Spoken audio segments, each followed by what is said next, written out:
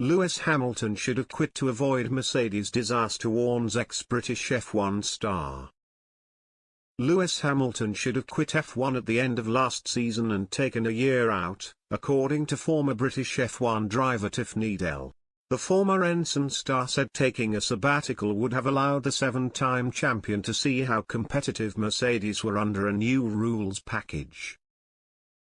Needell warned it was always possible one of the big teams would have a design disaster and drop down the field. The Silver Arrows have dominated the sport since the start of the turbo hybrid era in 2014. However, this season saw a radical rules shake-up as new aero regulations came into effect in a bid to spice up the racing.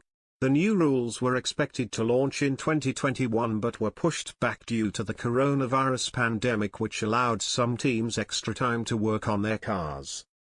The big winners have been teams which abandoned their old cars to focus more on their new projects as early as possible, such as Ferrari and Haas.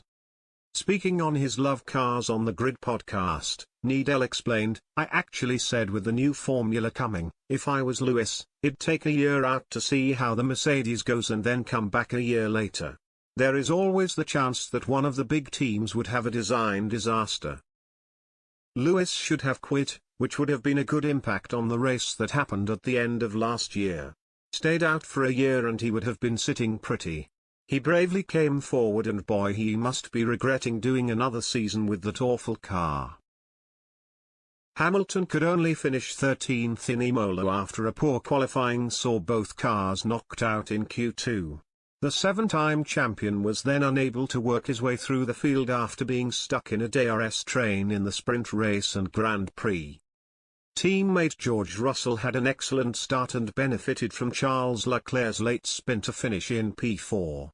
However, Mercedes team principal Toto Wolff described the car as undrivable after the race. The team has continued to struggle with its porpoising issues and has not got the power advantage it enjoyed in previous seasons.